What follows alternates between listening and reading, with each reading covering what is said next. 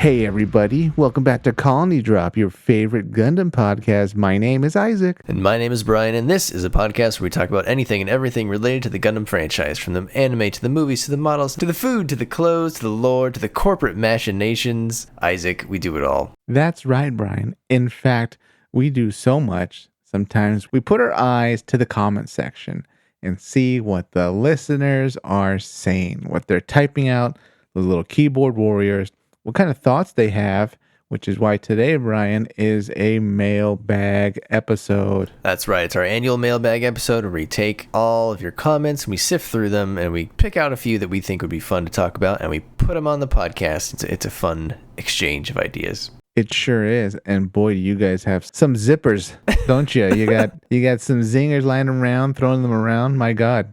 Some of these comments, you guys don't hold back. Yep, so we've got a list prepared. These are not in any particular order. These are just kind of in how I found them. Isaac, I will say that people have been commenting on Spotify lately since Spotify turned on comments earlier this year. So that's kind of fun and gives people another outlet to give us comments. Usually we read the most comments on YouTube. X seems to be a pretty dead area. I don't see a lot of people on X or Twitter anymore. Maybe they're a blue sky. People also every now and then will comment on Facebook, but Facebook is just a terrible interface. I hate going on Facebook, so I apologize if I don't see your message on Facebook. God. But on Spotify, I've noticed one thing, Isaac. We've been getting comments on really, really old episodes from people who have been starting from the beginning and going through. However, sometimes the Spotify interface is broken and it won't let me look at all of the comments at once, like across all the episodes, and I will have to go click on them one by one. So there are some comments probably out there that I didn't see on the earlier episodes on Spotify, but we'll find them one day. So one day I like that. People are starting at the very beginning. Yeah, a very good place to start. We were so organized in the beginning, Isaac. We made the wise decision to start every episode with double O. What's going to happen when we reach episode 9,999? We will be dead. I don't think we'll make it that far. We'll cross that bridge when we get to it. It's going to happen. You think so? All right. Let's do it. All right, Isaac, you want to pick a comment from the hat to start us off? This comment is about our recent episode, Trapped in a Gundam Video Game, episode 0147. And this comment comes from Great White. It's a shark attack, Ryan. He wrote, "The side quest would be great. Get Hero to come to your birthday for..." Was this your video game, Brian? I think this was yours. Oh, I don't know. It's probably yours. Really? Oh, yeah. Your Gundam video game was... yeah, mine was the trauma simulator. Embodied. Yeah. There'd be no birthday parties in my game, Isaac. I like the idea of trying to get Hero to come to your birthday party. Does that mean when you log into this game, you're Relena? Possibly. There's one mission where you play as Relena. Yeah. You're just going around school. You see a man fall into the ocean in a mobile suit, beat up the ambulance, and then he threatens you in the hallway. Yeah, an additional objective could be get him to go to Relena's party and to not make a scene. Oh, wow. That gets you the gold star, the platinum rank achievement? Get you extra gold. Okay. Great White, our buddy, wrote, "Side quest would be great in this game where you're trapped in a Gundam video game. You get Hero to come to your birthday party as a quest. You could help Shin fix his sister's broken that phone." One's so sad. Accidentally deleted. Delete the message. Teach Amuro how to talk to women. Yep. He probably wants them to slap him. I think he likes that by now. He could tag all the Leos with flying monkey graffiti. Wow. That's pretty good. Oh my God. Now that I think about it, Oz didn't have anything spray paint on their mobile suits. Oh, nobody in that show, Ace or any faction, had anything spray paint on their mobile suit like normal, huh? Yeah, not really. I mean, there was that Tall Geese logo, but that was about it. I mean, I wonder what the higher grade model kits have. I wonder if they have some better decals and stuff. You know what was so different too about Wing? The flight suits were really never personalized. Everything in that universe was just so basic and bland. Yeah, when they went Earth, the G-Boys, they just wore their clothes. Yeah, and nobody noticed. Great Right also wrote, "Collect all the trading card game cards for some sort of mini game." Oh, that'd be great. Because a lot of Final Fantasy type games have that, like a card game within the game. And then you have to learn this new game from scratch within the game. There you go. Which I think is kind of frustrating, but that's me. And then usually I think to finish all the achievements in the game, you then have to beat that mini game within the game, which is always really hard because it always requires some insane combo or score or something like that. That sounds like a nightmare. Great Right also wrote, also I imagine the Meta Gundam to be like Galvatron from the first Marky Mark Transformers movie, where it can just shift and mold into any Gundam or use any Gundam weapon. Oh. That'd be cool. Yeah, why wouldn't it? It would have to work that way. Its name is Meta Gundam, so it's applicable to all other Gundams or Gundam weapons. Yeah, I like that. A little nanotechy. I like that. It is far in the future, right? So that works. That works. I like how you think, Great White. And in closing, Great White, our favorite shark, wrote, imagine getting hit by a bus and then you wake up in Gundam Evolution. I'd rather be sent to hell. They might be one and the same. Because that game was close to unplayable. I love I don't know what the right word is here, dichotomy. Some of our listeners really liked Gundam Evolution and some of them really didn't. So I guess that tells you why that game just didn't have wide appeal, because it really set some of us off. And Isaac and I were in the camp of non-enjoyers, but yeah. Historians will look back on like the cause of the Second American Civil War, and there'll be a Gundam Evolution. They'll be like, oh, there were two sides. Nobody was in the middle. Yep. Well, thanks for your comments, Gray and White. We really appreciate it. And yes, Gundam Evolution will probably go in the same category as G-Savior, where something we try not to reference or talk about, but when we do, we have to laugh about it or else we'd cry. Do you think in order to help Shin fix his sister's broken phone, the first step of that side quest would be you'd have to take a metal detector and go in that little forest and see if you could find the parts? No, by now I hope that like he knows the model of the phone. He actually needs to really just go to a Genius bar if you think about it. Well, I guess he has the phone, huh? Right? Yeah. Yeah, okay. I don't think it's actually damaged. Now that I think about it, he just only wants to listen to that one voice. Right. Yeah. Yeah. He should save that thing to like the cloud. You know what? He's at more risk of like a Camille-like situation happening where some officers or recruits walk by seeing with the phone and they're like, that's a girl's phone or something like that.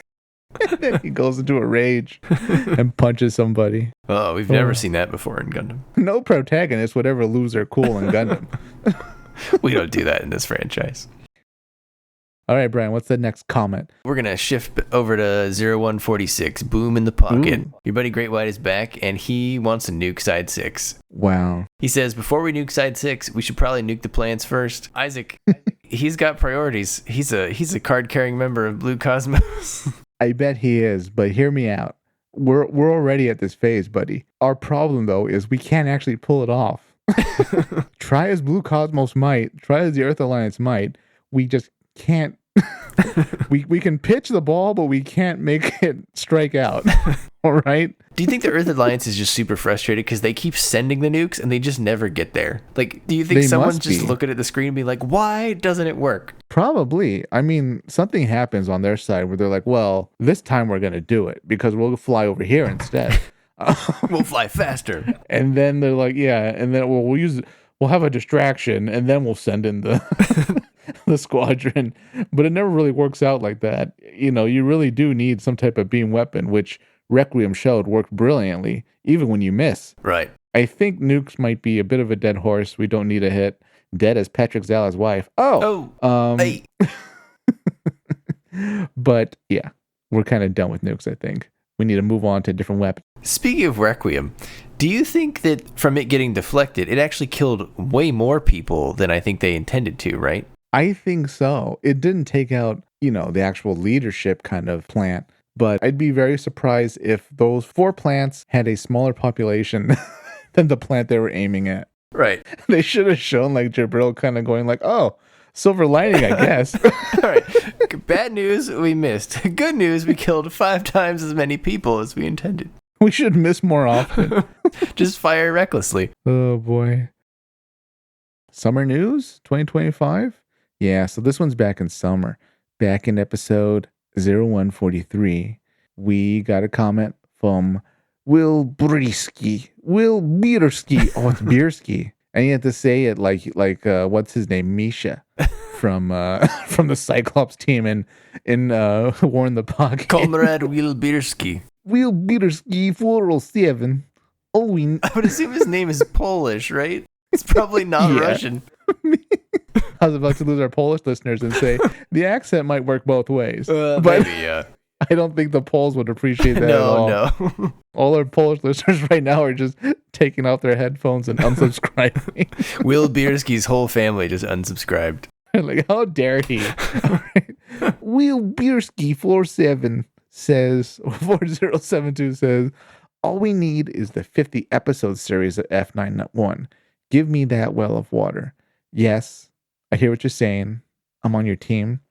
But at the same time, we know that well of water is pretty much covered in concrete at this point because I don't think Bandai is going to bother doing that. As great as it would be and as clearly as they wanted to make a show, I don't know the full details exactly about what happened, budget-wise or what, where they stopped it. Part of me is kind of not glad they didn't make it into a series, but I do wish we got something a bit more different looking back on F91 with how Mayu Asuka was Degwin, Zabine was Char, Giren was Iron Mask. It was very much, well, we're doing Gundam by the numbers as usual, but maybe we should go in a different direction.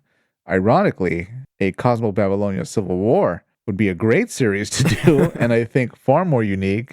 But that's not quite your comment, is it? What do you think, Brian? So I agree that I wish it had more stuff fleshed out. And especially with like Crossbone coming after it. That said, had you got a 50 episode series of F91, you probably wouldn't have got Crossbone, because I'm guessing some of those things that are in Crossbone would have been explored perhaps, or gone through in that 50 episode series that would make Crossbone sort of impossible or very different, so to speak. Yeah. I do think, if you remember when we reviewed F91, we felt the first half hour or so felt really good. Pacing was great, plot made a lot of sense, and then after that's kind of clearly when they turned it into a movie and everything went way too fast and it got off the rails. So on the one hand, I wish it was a more complete story, because I do like Seabook. He was pretty cool in Crossbone. And you're right, the Civil War sounds pretty cool. I don't know if they would have got there in that 50 episode series. I can't remember if they have I wonder if there's like a full storybook for what the full show would have been. We'd have to go check. That's kind of, I think, the median solution, where they get a release of an F91 manga series that's 50 volumes long, and then that still gives them room on the canvas to do, what we're terming Dorel's Revenge. Sure. Yeah. Or, just the Cosmo Babylonia Civil War. And what's great about that is it absolutely does not damage or hurt Crossbone Gundam, because that takes place long after the Civil War's done. Sure. Nothing's actually hurt in the timeline. It's kind of really prime canvas area to fill out a great series, which I think Bierski would agree would be awesome to watch, because he sounds like a fan of F91, which by default makes him a fan of the Crossbone Vanguard. Yeah, I mean, look, I would take it. I wouldn't decline it. The only thing that makes me hesitant is if the whole series could have been like that first half hour of the movie, I think it could have been great. Yeah. But if you think about it, Tomino-san did Victory Gundam pretty much right after that. That didn't go very well, so who knows what we would have got in F91 if he had tried. You may have just got the train wreck that was Victory Gundam earlier. True, yeah. He may have just burned out faster if you made him do a series again. He was in day zero of depression. Right, yeah, exactly. So I just don't know that there's any guarantee that the full series would have been as good based on what happened, 2-3 years later in Victory Gundam. So who knows? I would take it though, Will. Need I remind you, F91, the opening battle has a woman carrying a baby be killed. So yes, it's a bit brutal already. He wasn't in a great mood that day. No. On the same episode, 0143, our buddy Taidan is back. Taidan, he's back from Higara, from the Homeworld series. Taidan 19. He makes a lot of good points here. Taidan or Taidan? Either way, they never really told us. Oh, okay. I think Taidan. Taidan brings up, because we were in that summer news episode, Isaac, we were talking about how it would make a lot of sense to do either a Wing remake or at least a Wing OVA series of Frozen Teardrop, or a Wing series for Frozen Teardrop, because everybody who loves Wing, we all have the money now, we're all the ones paying the subscriptions, to Netflix or whatever, and so it would make the most sense to just seize the moment and make a show. And he agrees, but I think he seems to think that production costs are so high that there's no chance we'll ever get a 50 episode Gundam show again. That's why GWitch was 24, GQuuuuux was 12. I mean, at that rate, Isaac, we're going to get 3 episodes for the next show. So I think he's right. Production costs are very high. I think the other problem, though, is not only their production costs high, but I think revenue is also down. I think the market is just saturated with so much anime, so much content all the time, That it's not like before where if you had a hit anime, everybody was watching it. Nowadays, if you have a hit anime, you might get a fraction of the audience that you would have had before if you had a hit anime. There's so many shows to watch, Isaac, and they're all so niche that it's really hard to make a high concept show anymore. And that's reflected in all of the names of the shows, you know, when it's like the super long name where it's like the time I was reincarnated as a slime or whatever. Like they're so specific. Before it just used to be like guy in a robot, you know, fights evil, or guy in martial arts tournament, you know, goes far and wins. I feel like things are just so saturated that not only are prices rising for making the stuff, but there's just not as many people watching your output, and your revenue's down too. So he's right. It feels very, very hard right now to get 50 episodes of anything made, unless you're something huge, like, you know, One Piece or Demon Slayer or something like that. When you lay it out like that, it has been a while since we had a 50 episode series. Then again, some series have been going on so long, they are in 4-digit episodes. So how dare you speak ill of One Piece? It's one of the best shows ever made. I'd hope we get to the point where we can do a 50 episode series. Ironically, I feel like the UC has a higher chance of it happening, just because by default doing it there, you're going to pull in all the long-term fans that have been there for decades, you know? Yeah. So they're going to be able to purchase and watch and be there for it. These non-UC series, absolutely much shorter episodes because they're very unique. You have to learn everything from the ground up. You don't really start with all the lore you got from UC. But I still think it can happen. But yeah, I agree. It's become quite rare than back in the day, where it looks like every few years Gundam released a 50 episode series.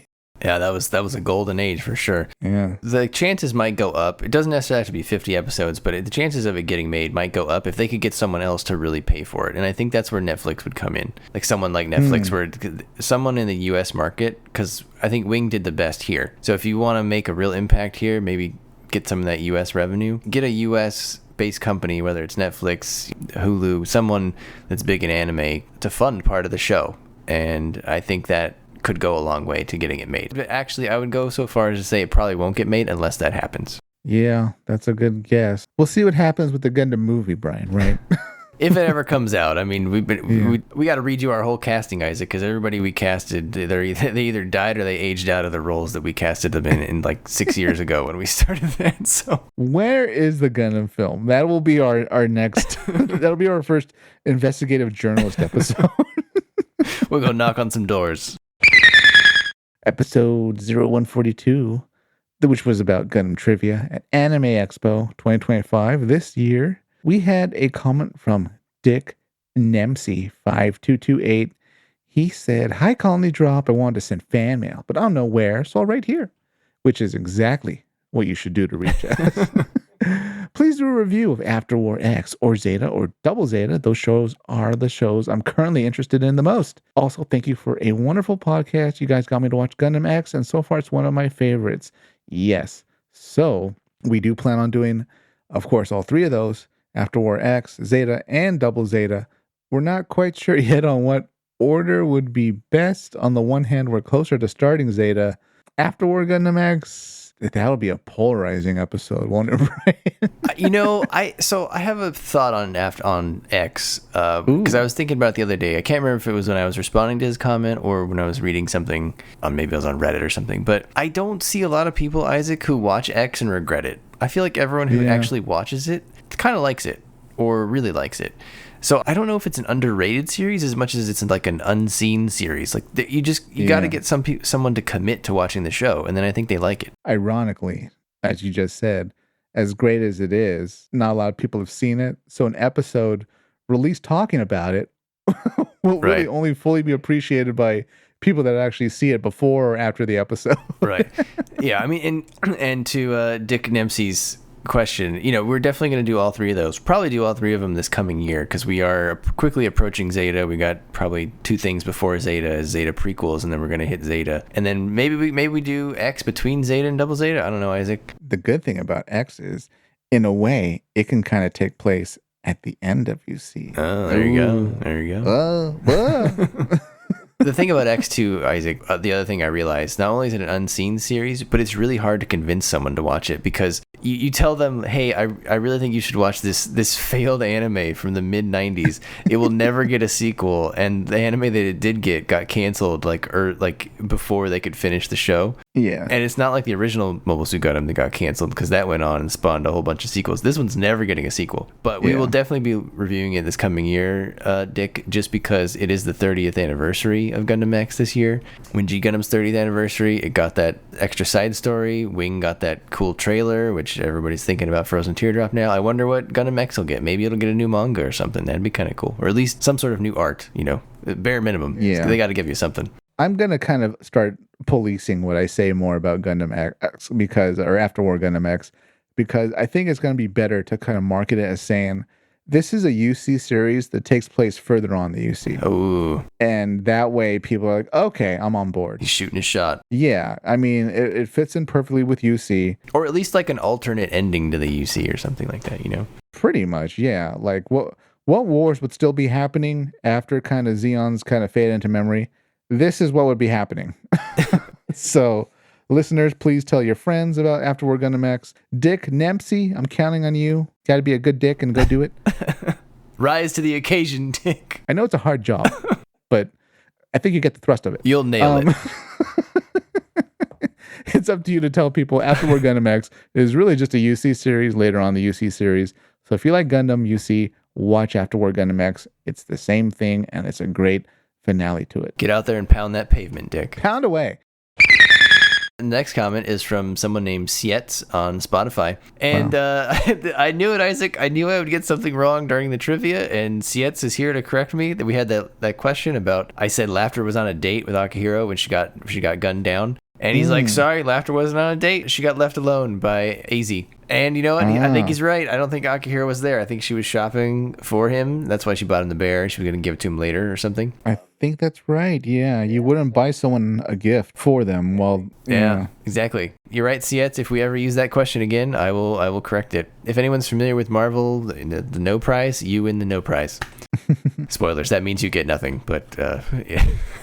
I need to rewatch it, actually, because I don't specifically remember why she was with AZ. Just to guard her?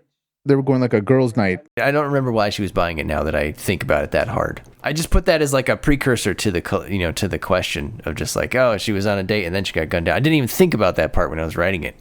So yeah, he had his eye on it though. Well, I guess we have to go back to the expo and like apologize and reissue the prize. Yeah, I mean the guy whoever answered it, they got it right. So they weren't perturbed, but. See, you have a good eye to detail. Yeah. How many bullets did it take to take down Laughter? Eagle eyes. That's your trivia question. What type of gun? How many bullets went through the window? All right, Isaac, what's next? So our next one is 0140 Gundam Head Scratchers, aka Conundrums, which is Gundam and Conundrum combined. This one's also from our buddy Tidan19. He said it would be even funnier if the disguised nuke was made to look like a Snoopy snow cone machine, which, if you recall, is in reference to how in Seed, the Gundam Seed universe, Cosmic Era, they have Mirage colloid technology, but no one's ever thought to actually just put it on a nuke and send that nuke at the plant.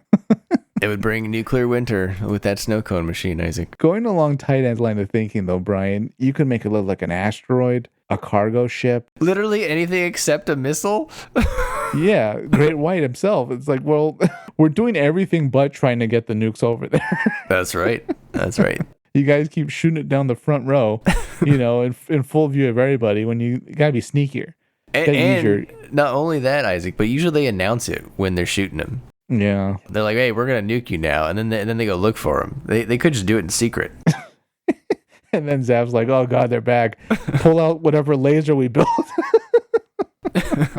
I mean, Tuba Overlord, he's on the same page, too, because he said, you see, using Mirage colloid is to disguise nukes as packed, lead-shielded asteroids is too big-brained for naturals. The lack of regular regime changes and counter-coups led by pop stars and geneticists truly holds back their capacity for innovation. He might be right, because like these old guys running the Earth Alliance, it's just the same stuff every episode, right? Like we'll just mass produce ships and like our version of gyms, and we'll go into combat and we'll win by numbers. Exactly. If that really is their best chance, Isaac, then yeah, I mean, coordinators really do have the mental edge over these guys. Yeah, really. To not even try something new kind of shows. Well, actually, no, I'll give Naturals more credit than that, because they put all their brain power into Requiem. But look at that. Which is pretty brilliant. We just discussed how they actually killed more people when they missed doing what they wanted to do. Oh, God. It makes no sense at that point, right? Because what you want is your laser to do kind of that sweeping maneuver, right? Yeah, you got to get the most bang out of your buck for that laser. Yeah, they take so long to like charge and the line and all that. Ideally, you'd wait till the plants almost like line up, and then you're able to like one-shot them or something, Oh, you know? yeah. Yeah, that could have been a good plot point. Like they were waiting for one particular moment, and then they fire. Oh, boy. What are the orbital mechanics? I don't know. It's up to General Brian with his physics knowledge to start writing things down on the notepad. I don't think all the colonies would ever align like that, unfortunately. So I wouldn't know. But while you're at it, Brian, you got to help those Mars Zeon with the calculations for their super weapon. I think the best you could hope for is you would destroy certain plants in a certain way that would put them in motion in certain ways that they would then catastrophically annihilate most, or if not all, of the other plants. Like bowling pins, Exactly, pretty much. yeah. Like, we're not hitting all of them with the ball. Right. We just need the ones that fall to hit the other. That's correct. Yes. See, look at that. We already made better strategies than the entire natural leadership. Operation Turkey. Operation Gutterball. We're going to get them this time. Oh, thank you, Tuba Overlord, for pointing out how small-brained the Naturals are. But yes, the coups and Zaft, my God. What's the Venn diagram, Brian, of coups and energy weapons? Oh, I mean... It must be almost a perfect circle. Yeah, there's a big crossover there, yeah. Coups really make you think. They get your scientists Zaft, out. where you've had like 7 governments in 2 years. So on this same episode, Great White had a historical question that I was going to pitch to you, because he must be a history person like you, because I don't know what he's talking about. But oh no, he says, look, the Bismarck and the Yamato were massive ships that really did nothing at all in World War II. The Bismarck got sunk by World War I era planes, and the Yamato was sunk by a barrage of bombs and torpedoes. Both of these are super lame waves for the big bad to die, so I'm guessing Tomino uses mobile armors to fill that role, since realistically a big-ass mothership would spend so much time in port, it wouldn't be worth it. That's true, but I feel like mobile armors are not really battleships. They're just too small. They're fast-moving gunboats. They're meant to almost really replace like a whole group of mobile suits in a way, which kind of backfires, because if you destroy one mobile armor, you took out like a lot of resources, and whatever mobile suits are left for the Zeon side, they're generally not not great at that point. Yeah, Zeon did lose a lot of resources on mobile armor construction. Also, Zeon lost a lot of mobile armors themselves, which tended to be piloted by like really good pilots. Right. So yeah, exactly. So not only did they lose the mobile armor, the resources put into the mobile armor, they also lost the highly trained personnel that were inside of them. But Great White brings up a great point, though, about massive ships. If you recall, Brian, Giran's ship, the Dolos, I think, it was this massive platform, this huge supercarrier at Side 3, at Abalku, I'm sorry, that was filled with, oh God, I don't even remember. Anybody can look it up right now. Hundreds of mobile suits. And it took a long time to launch them all. And it just put way too many eggs in one basket. It was destroyed in battle. It was destroyed at Abalku. It was, yeah. Yeah, it was destroyed. It was a huge waste of resources.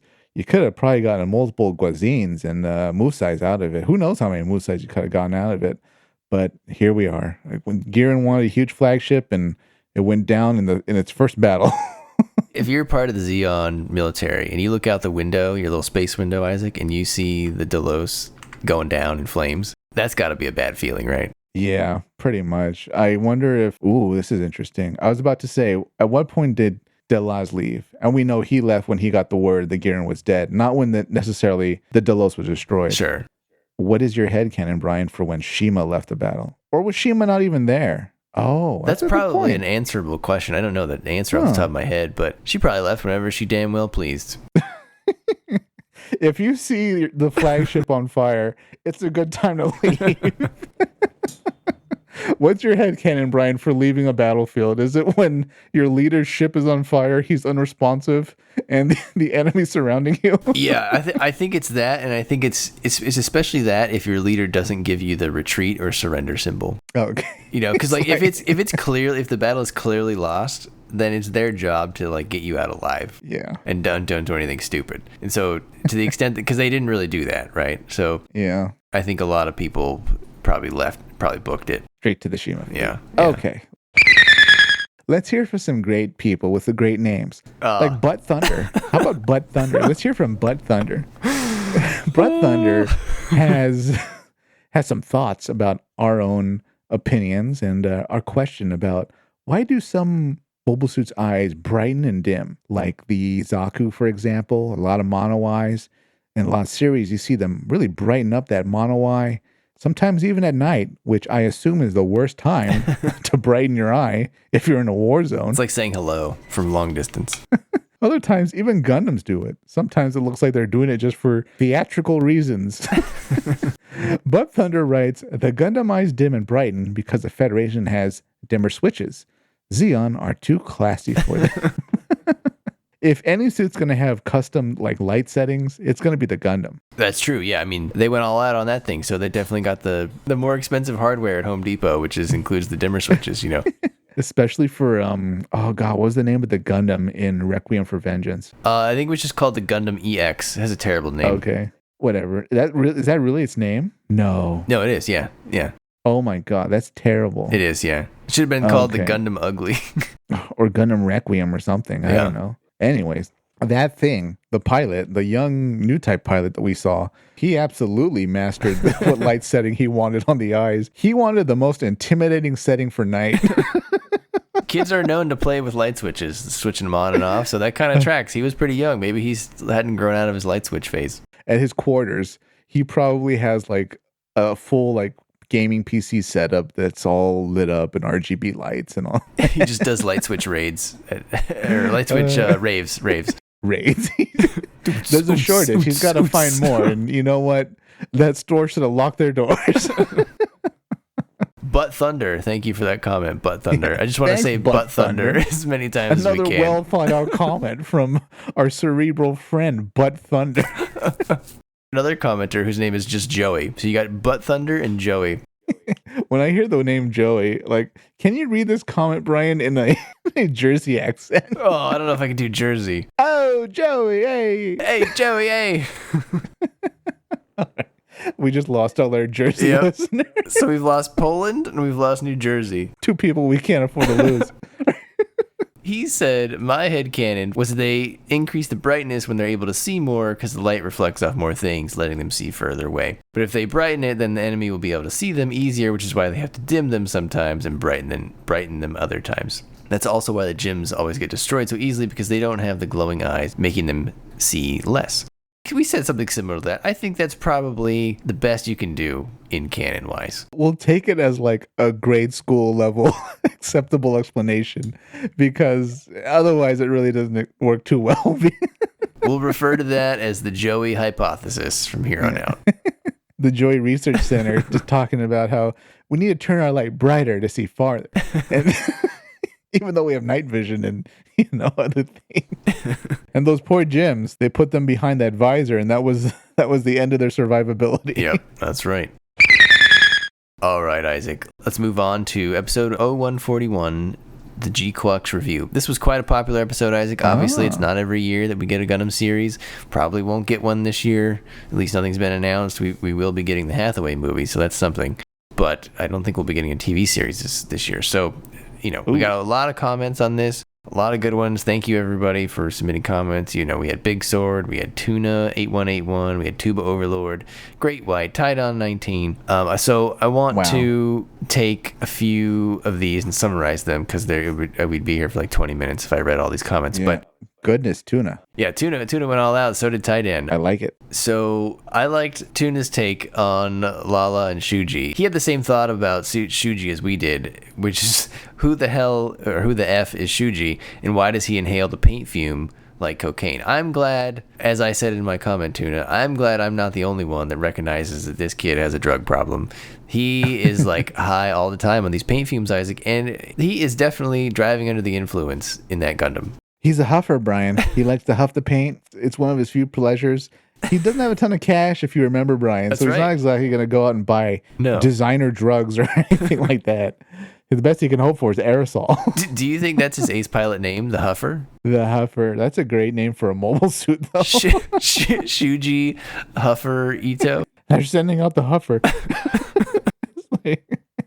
Oh my God, where's our Zaku? Do you think he pilots better? He like takes a hit of Krylon right before he launches? I would have liked to seen that. I wouldn't mind it. It'd be very much like the War Boys. Yeah. From the Mad Max movie. Right. Fury Road, where they just take a hit of that silver spray and then they're ready for high levels of combat.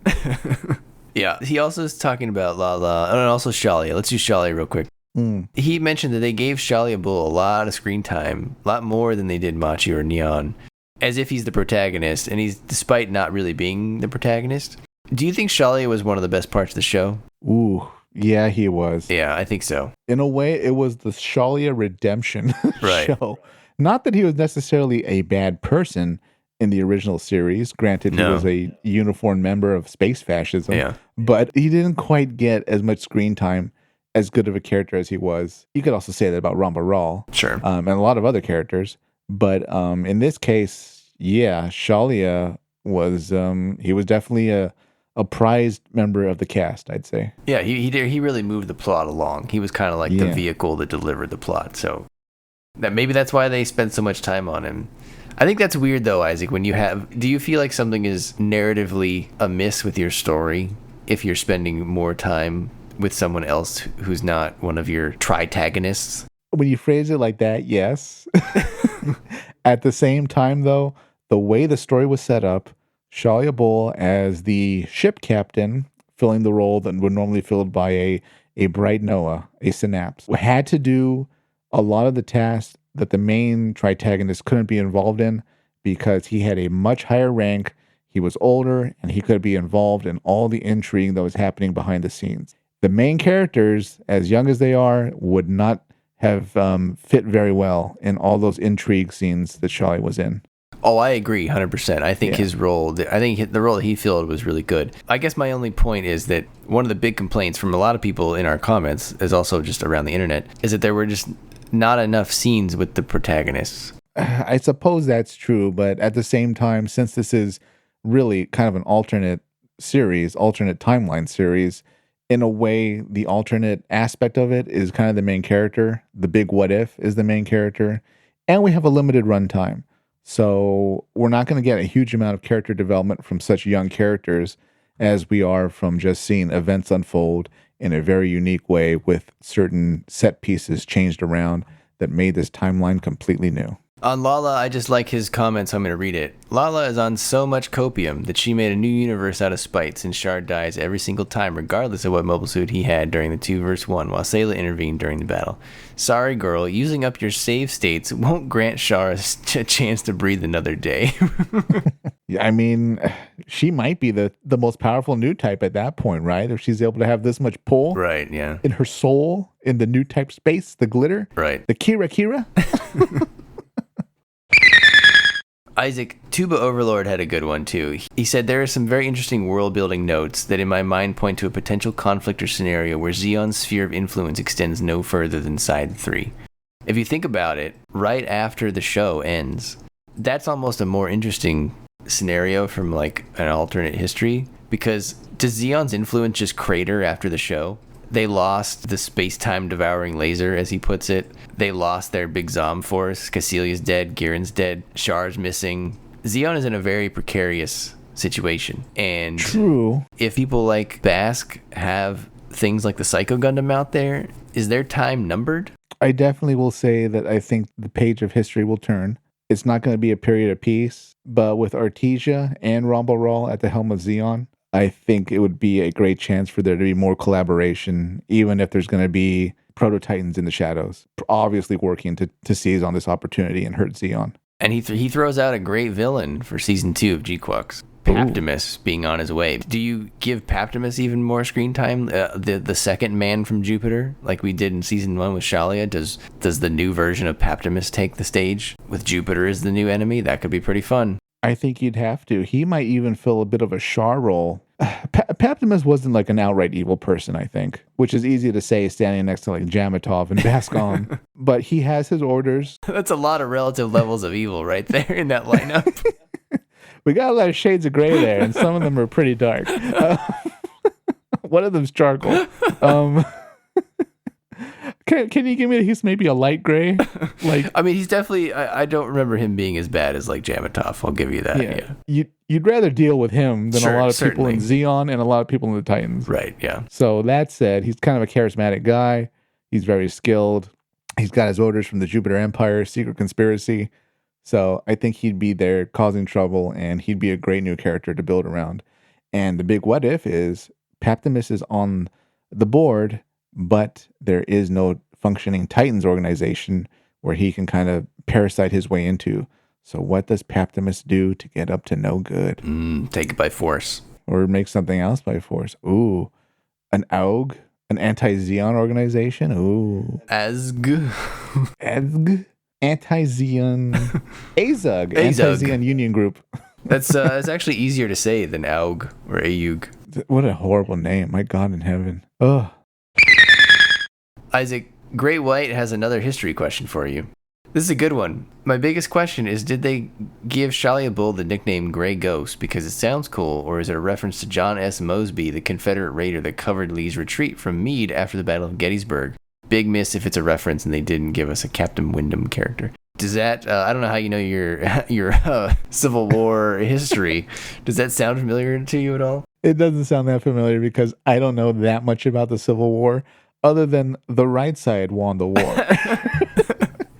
And we should have mopped the floor with the rest of the rebels and Confederates. Isaac looked at the two sides. He's like, the Confederates were wrong. He turned the page and he went to the next one. I look at the big California flag on my wall and I say, yep, it's the Union. We need to slap those Confederates around every chance we get. That's a really good question. If anyone knows the answer to that, I would, throw it in the comments and maybe add it to the wiki or something. Because one thing I noticed is I believe that and I saw this when we were preparing the trivia for AX Chibi, Isaac, which we will upload probably after this episode. But I think in the subs, they called him Grey Ghost in the show, or at least that's what I remember, because I thought of the Batman episode with the Grey Ghost. That's also where my nerd brain goes. Yeah, right. It's a great. I like the alliteration, Grey Ghost, GG, and I swear that's what they said because that's what I remembered. But then I guess the official one is like Grey Phantom, just like Pegasus class ship, which I think is confusing. I think they should have just gone with Grey Ghost, but anyway. Was that part of the negotiations in Antarctica that didn't really get resolved? Man, maybe. McCuve's like, look. We invaded and we had a guy named Grey Ghost first. And then Dobbs like, no. A ship trumps an ace's name. We're not renaming our ship Grey Phantom. He said, you know what? We'll leave this off the table. Let's talk about nukes. Oh, man. In addition to those, there was also just as many people who liked the show who didn't really like the show. And I think that's fine. I think everyone should be critical of anything. Great White might have had the best one-line takedown of the show. Isaac, he said, imagine watching Star Wars. Darth Vader destroys the Tantive 4, and then halfway through the movie, it turns into lesbian real steel. I mean, hot damn. That actually doesn't sound like a bad movie. No, it doesn't. It's actually pretty unique, I think. We had a guy on Spotify, Isaac, Dylan Young. He did not like the show at all. He said it was just crap. It was awful. Just a cash grab with crappy fan service. So awful it hurt. But you can tell it's the Evangelion writer because it made 0 sense. I love all Gundam except Build Fighters, but this was just crap. He's got a strong opinion, Isaac, He's a young gun. He's blasting away. You know what? I half agree with him and half don't. Yes, it was fan service, like almost anything you see done modernized.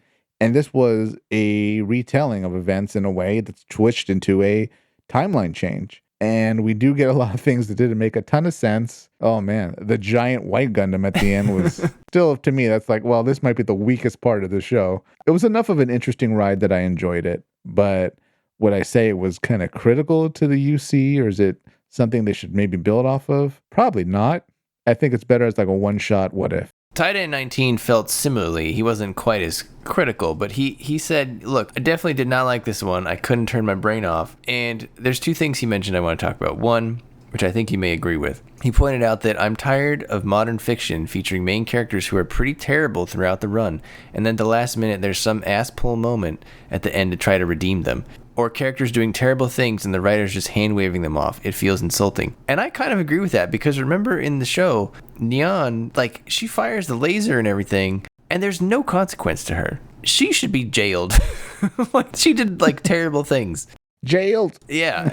And I feel like that happens a lot in Seed. The Agnes girl, she didn't face that much of consequences for what she did in Freedom. Yeah. I agree with him. I don't know the reason for that. I don't know if it's because there's this sort of like game of one-upsmanship in media where if you make something new, it has to be more extreme than the thing that people saw before. And so you make your characters do more extreme things. And so we've eventually just kind of stretched to this point now where they do things that are really irredeemable, whereas maybe in the past we wouldn't have gone that far because we didn't need to, because media that went that far didn't really exist. So I'm not really sure what the reason is. Like, maybe there's not enough time because it was only 12 episodes. Maybe you had to cut the build up to that irredeemable thing, or you had to cut the consequences or something like that. Do you agree with that in modern shows and stuff? I think it does happen in a lot of animes. I'm going to chalk that up almost more to lazy writing, where we do get the weak character at the beginning, then maybe there's pacing problems, and suddenly they become maybe powerful too much, or their arc of their progression goes from 0 to 60 maybe, or the series was going to get canceled, and then they just superpower the character. Let's wrap this up. Yeah. That's kind of story by the numbers. The character starts off weak and then doesn't get weaker, but they get more powerful. Would I say that it was okay in GQuuuuux? The series was weird enough that I was okay with it, just because of everything else that was going on with Kira and all that. It's very much of a what if series for me. Not so much is this making a lot of sense. And the last thing he said was addressing something I said, so I'm going to respond on the podcast, because Taidan always writes us thoughtful comments. So I want to be thoughtful back.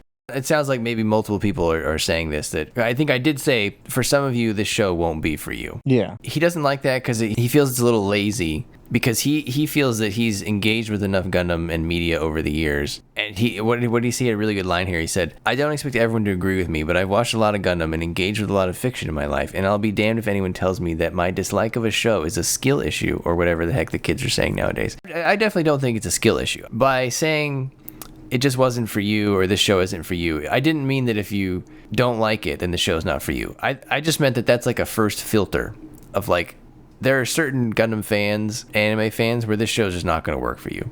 That doesn't mean you couldn't still watch the show and dislike it for other reasons, because the show does have a lot of problems, I think. So it wasn't meant to be lazy. Maybe I should have laid that out a little clearer, but I don't know what your thoughts are on that, Isaac, or if you have any. But I think it's pretty clear you're telling him he's lazy. And he doesn't know what he's talking about. He's not really a good fan. Or even a Fully Cooley fan. Yeah, he said Fully Cooley's his favorite, like one of his favorite shows too. So apparently not. I'm kidding. Because one of his points too is, like, it's a love letter, but only to certain characters, and that's definitely true, right? Because you're a Gundam fan who doesn't really like Char that much, and who doesn't really like Lala. True, but I kind of just accept they're going to show up. Right. But they didn't choose your characters to make a love letter out of. You know what I mean? So if someone says, "Oh, this is a love letter to Gundam fandom," that doesn't work for everyone in the Gundam world, because some of them are like you, who don't like Char and they don't like Lala. So to you, it's not a love letter. It's like a letter to a to a spurned ex or something.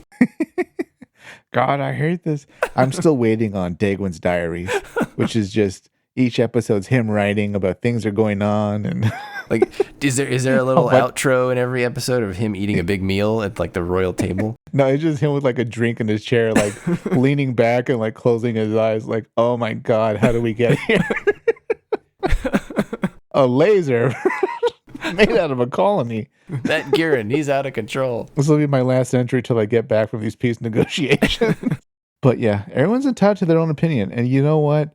If it wasn't for you, that means you have every right not to enjoy something. That applies for me. And what shows do I not like? Let me think. Isaac doesn't like G Gundam. No, it's not for me, and I'm glad it's not. Although my version of G Gundam would be awesome. It's the Battle Feast version. There you go. Would you rather watch G Gundam again or Gundam Wing again? Ooh. Oh my God. Okay, hear me out. Gundam Wing almost is kind of funny now, like when we talk about it, because of the problems we have of it. How like it's become its own kind of memes because of how serious it takes itself. Yeah. And like the slog it turns into. G Gundam is just such a bizarre version of Gundam, almost not a Gundam show, I think, that it's never really hooked me in most episodes. Yeah, it's not something that Isaac would watch normally if that was skinned as a different show, right? No, but at least with Gundam Wing, like there's a lot of stuff we can laugh at. That's not intended to be funny, but we laugh anyway. Yeah, we've never made like a bottom 5 or a worst 5 shows. I guess we could do that. I hate doing that to the franchise that our podcast is based on, so it's not something that it's like the top of our list, you know what I mean? You heard it here first. Gundam isn't for Brian. He's got a bottom 5 list. You have to have a bottom 5 by default, right? I thought you were going to say like cringiest or things you don't like in any Gundam series. Oh, no. The Trey's bathroom scene. That was pretty interesting. Trey's letting a child almost fall into a lake. Big Sword made a comment in our episode 138, top 5 ugliest mobile suits, Brian. Big Sword said, "This is a very hard one since I can't really call almost any suit ugly. Let me stop you right there."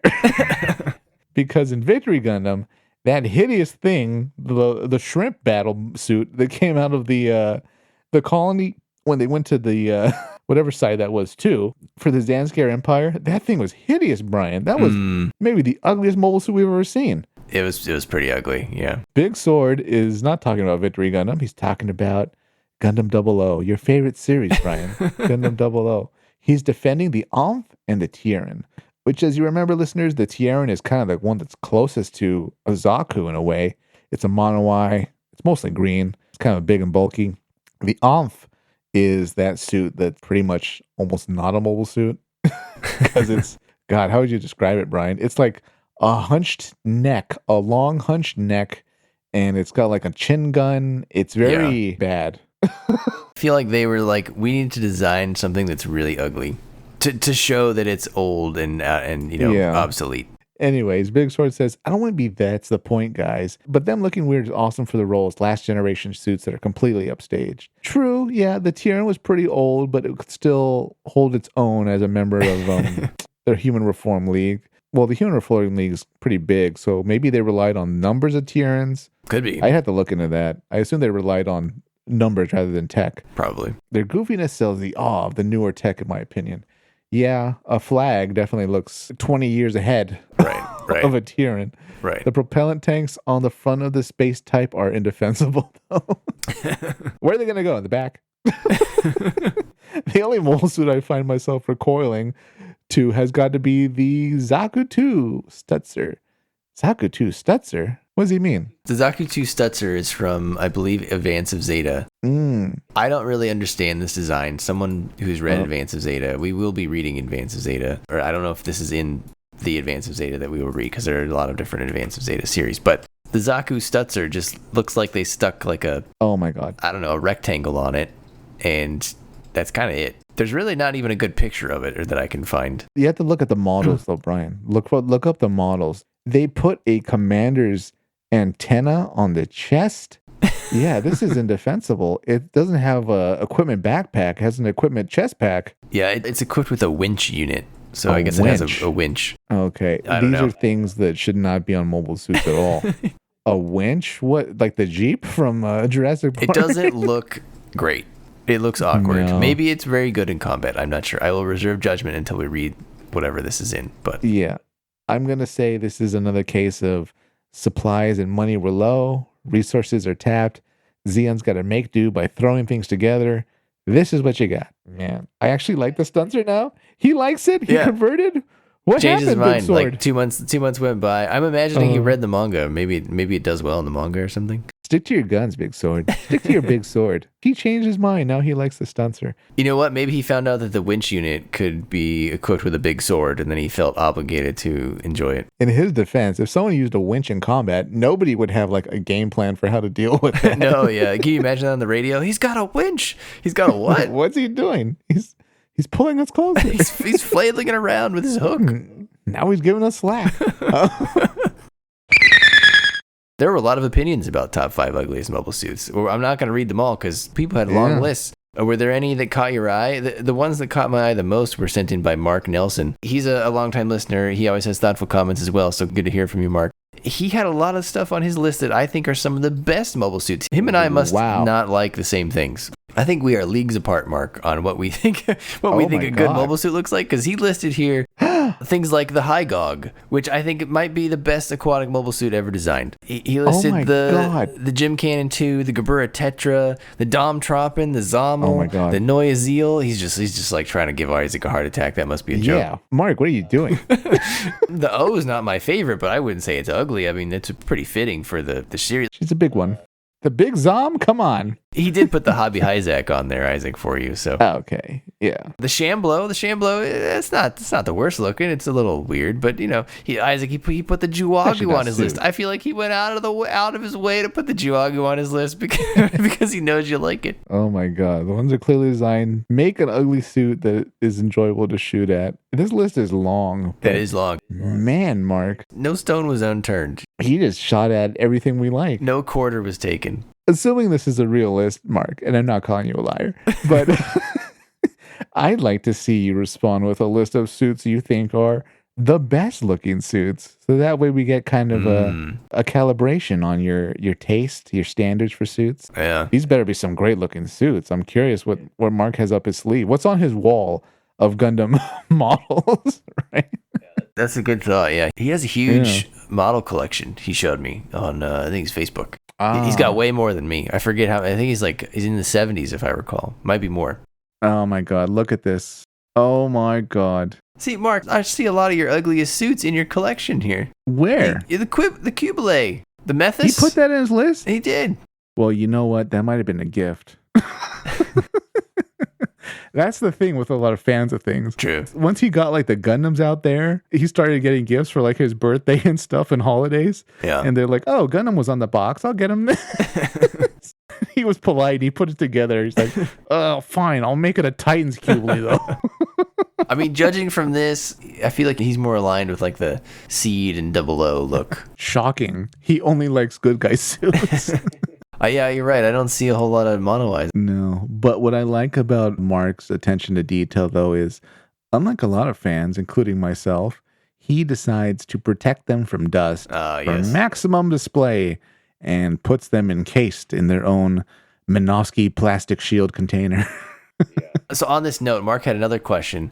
He said, do you guys have or plan to make a spot where listeners can share their Gunpla swag, cosplay, etc.? I'm just about done my Gunpla builds, and I don't have many that appreciate it. So he wanted to know if we have like a colony drop community. We don't. I guess we could make a Discord. However, Mark, my issue with that is I don't want to moderate it. So I don't want to be responsible for what people do in that arena. Yeah. I mean, Discord's kind of the only place that comes to mind. The other thing would be some kind of, could you do Discord, but wording is banned? Only you can only post images of Gundam. It has to be your Gundam image. Right, yeah. But I mean, what happens if they post something else, though, Oh, well, that's been torpedoed. I don't know. So that's just what I worry about there, Mark. It's not that I don't want to do it. It's just that I get worried about that type of stuff.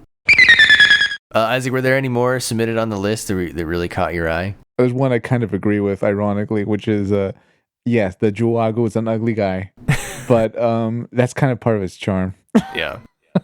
The one that surprised me the most was Titan doesn't like the GPO2. That's not a rare opinion, though, in the Gundam fan universe, you right? Think so? The fan legions. Not a lot of people are like big on Unit 2, and I don't blame them because, number one, they designed a Gundam to look evil.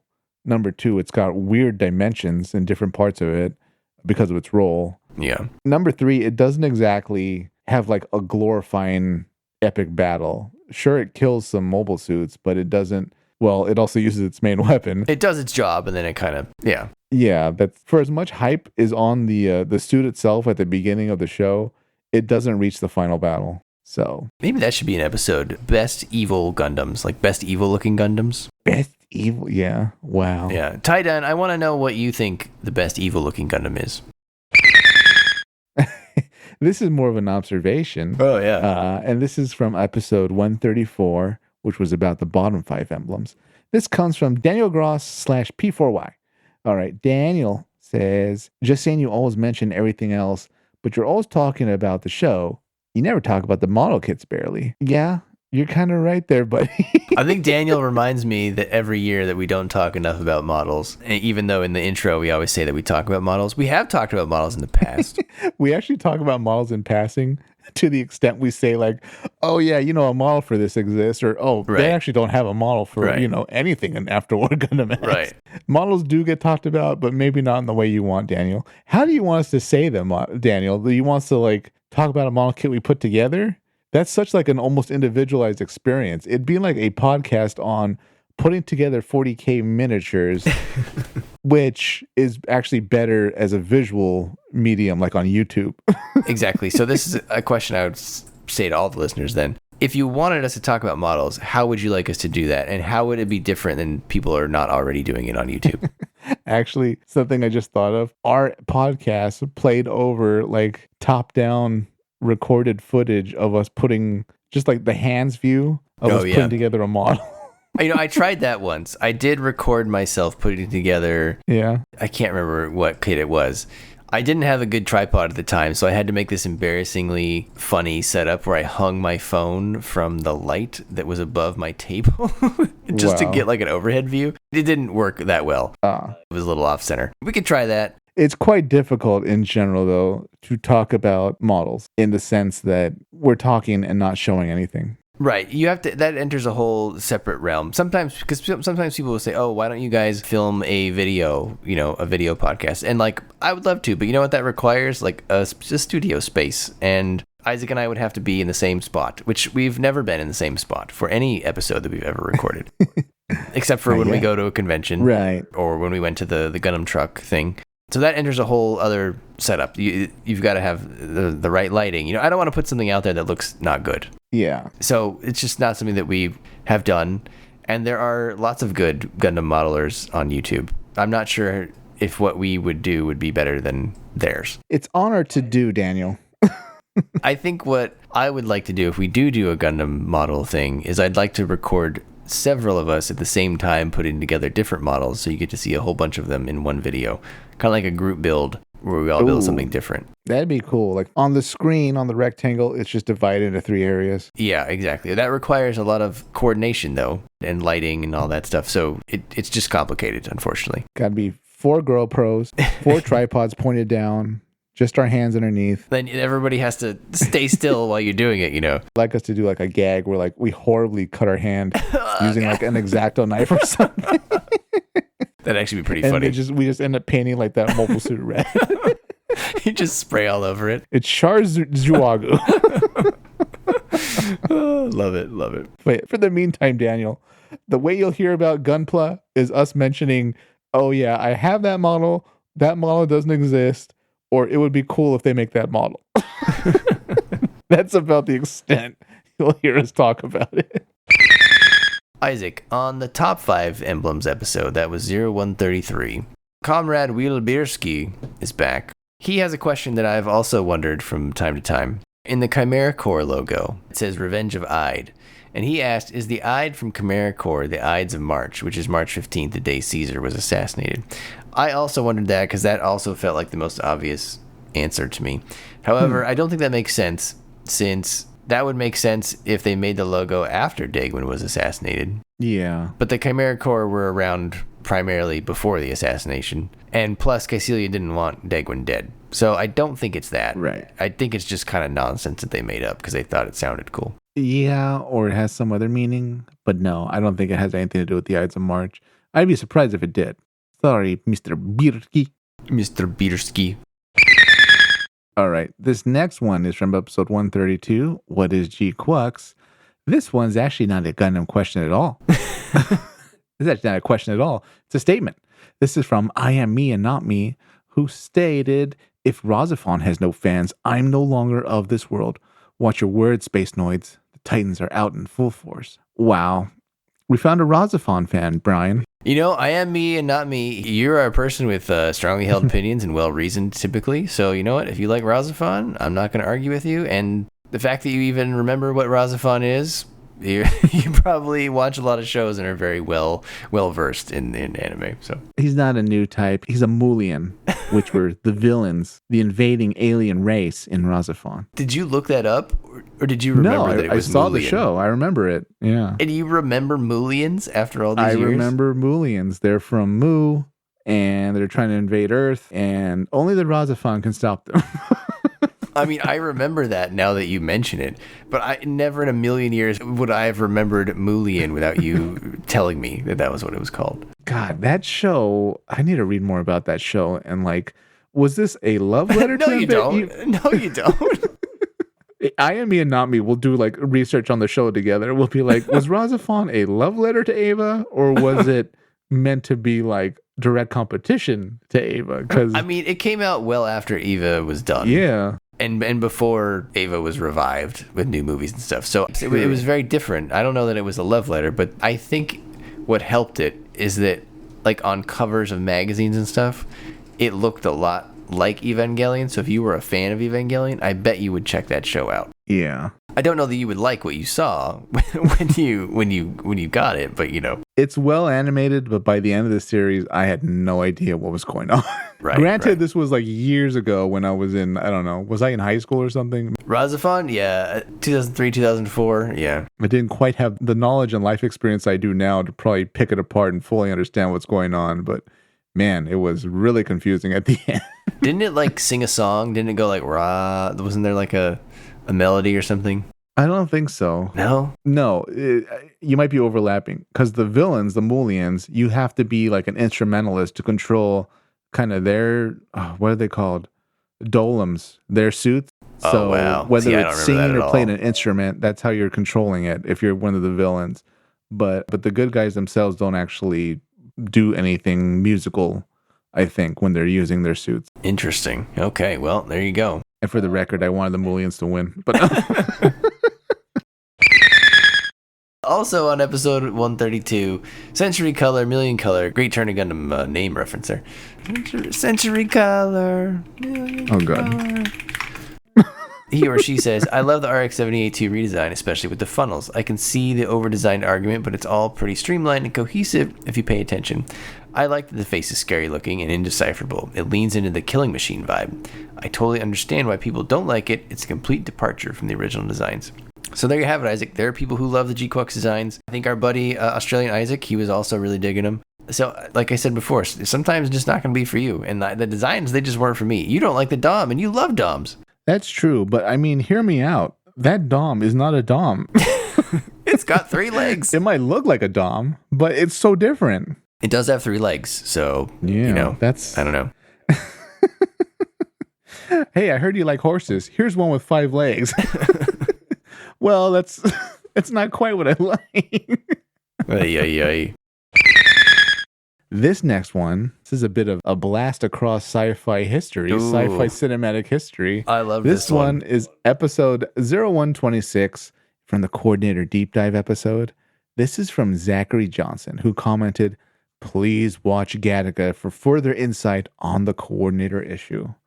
Wow, Zachary, that's very insightful. And you know what? I have seen Gattaca. Brian, have you seen the hit Ethan Hawke film, science fiction film, Gattaca? I have not. However, I Oh my do God. own a copy of Gattaca. I think I even may have donated What? it. Yeah, so Gattaca. G-saved it.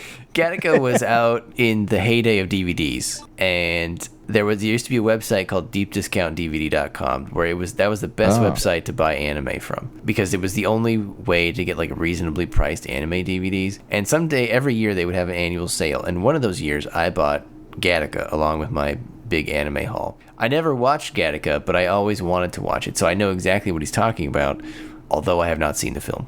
I hear it's a great film. It is a great film. You have to kind of approach it as this is a 90s science Sure. fiction film about Yeah. genetics and discrimination. If you like the Coordinator natural issues in Gundam Seed, and you're kind of curious about what kind of more society about, people that are genetically engineered for advantages and people who are just kind of natural born, what's something like that be like? Gattaca is pretty much the movie of what the Destiny plan would have resulted in, which is a very discriminatory, prejudiced society divided into people that are genetically advantaged and people who are genetically natural but oppressed and very limited in what they can do in society. So please see it. I'll leave it at that. Great movie. Very interesting, especially if you're interested in biology, genetics, things like that, and you like your good sci-fi movies that feature oppression. I love it. Now I gotta go watch Gattaca, Isaac. I recommend you see it on the high seas. Now we're going to take a step into the past, all the way back in episode 118, which was that was the day, Isaac, that we went to the theater and saw Seed Freedom, and it turned off. Oh my god! And we couldn't watch the rest of the film for like 3 months. A guy named John J. Ronald. That's like a real like senator name, right? Like you got to have like the a senator from Massachusetts. Yes, John J. Ronald. A good government job. You have the floor. He says, I actually saw this movie in theaters before having seen any of the Seed franchise and was confused as F. I did rewatch it after finishing the rest of Seed. John J. Ronald, I must ask you, did your friends take you as a joke, not having seen any of the franchise? You must have been completely bamboozled. What if it was like a date and then and they get to like the ticket counter, like, what do you want? I'm kind of down for whatever. All right, this is the anime movie, whatever. Let's go see it. That's like going to see like Return of the Jedi. Right. No, worse than that. It's a sequel to 100 episodes of TV. Wait a minute. So these people are fighting the government? The Emperor? Wait a minute. A moon? That's his dad? Why is he fighting his dad? Yeah. You know what, though? He came out of that movie and he made a great speech and he got reelected the same day. Oh, yeah. I, Senator John J. Ronald, declare today Seed Day. Our nation will go into space and build our own weapon. We will require a memento mori. Perhaps the last one we will talk about is something that just made me laugh. There were two different types of responses from our Gundam 00 review. On Spotify, there were two people who were really looking forward to our Gundam 00 review. There was a guy who his name looks to be either Chinese or Japanese, perhaps. Maybe Korean. I'm not sure. He said, I've been eagerly waiting this episode because I love Gundam 00 so much. I also love your podcast. I hope you still love it after you listen to that review. Andy Lopez from 1999, he said, the show that turned me into an anti-war non-interventionist. Excited to listen to this episode. I wonder if they still listen to the show, Isaac, after the Gundam 00 episode. Hear us out. Well, we didn't like Gundam 00. It wasn't for us. We watched a lot of it. We watched season 1. We watched season 2. We will eventually probably read some manga about it. Maybe even other series that they make about the universe, because I think they're going to go back to that well. Maybe not like to do a full series the same amount, but one-shot movies, things like that. It's not outside the scope of possibility. No, certainly. After Freedom did well, I think there will be a 00 something in our future one day. Much like Wing, 00 has kind of become a fun pain. Where I watch it and I laugh and I'm like, oh my God, what are they doing? Or Brian and I laugh at like some of the things that characters say or how things work. Lock on Stratus. The bizarreness of it. It's something I love to dislike. Yeah. So Andy Lopez and whatever your name is in some other country, I hope you still enjoy the show after listening to our review of the movie. But life goes on, I guess. Not sure if anyone here is old enough to remember StarDestroyer.net, which had really good breakdowns of like the power of a Star Destroyer and the beams in Star Wars and the Death Star laser. But we got a comment from Mike Eastman, who really broke down what would happen if you fired a direct energy weapon from the distance of the dark side of the moon to the surface of the Earth. How much energy is required to destroy or damage an average city? And this guy broke it down. He's got the equations of joules, megatons, petajoules. It's very impressive. It's beyond me, but it's very impressive. He put it into ChatGPT. I'm kind of more of an Azrael type guy where I say we should use the weapon, not really let's design the weapon. So if ChatGPT gave him the correct answer, Isaac, it said to damage a city, a directed energy weapon from the moon would require at least 8.36 to the power of 15 joules, assuming high efficiency. For total destruction, it would need 8.36 times 10 to the 16 joules. Achieving this feat requires advanced power generation and loss minimization technologies. Okay. There you So go. we just need a lot of power. Right? Yeah, you would need a huge amount of power. Well, you know what? I like how Eastman thinks. He should work for Logos. I think we'd get along. Well, they're all dead, so I hear the Logos taking applications. There's a lot of vacancies. We still got that one general from the Gundam Seed Freedom movie. What was his name? Was he in Logos or Blue Cosmos? I don't remember. By default, he's Logos at this point, even if he's Blue Cosmos. Because whoever was going to bat for Logos that's still around is going to flock to him immediately. I mean, I guess you could just say that you're from Logos. They're not going to stop you because they're all dead. Yeah, that's true. Or, well, dead or arrested, but yeah. Yeah. Well, there were a lot of other comments. We didn't get to all of them. Thank you all for sending them in. We really enjoy reading them and, corresponding with you when we do get to them. So keep it up. Keep sending those comments. And if there's any suggestions you have for the show, please send them in. I think it'd be fun, Isaac, to do a show that's just answer the listeners' questions.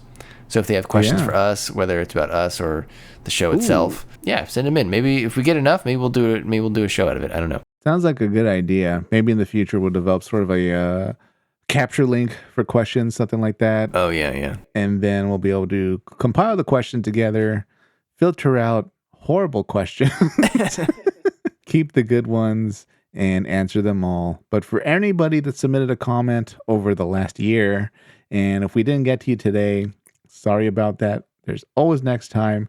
We can still go back into comments that were already made, pull those for the next mailbag episode. The next mailbag episode might not take a year. We might do it sooner. Depends.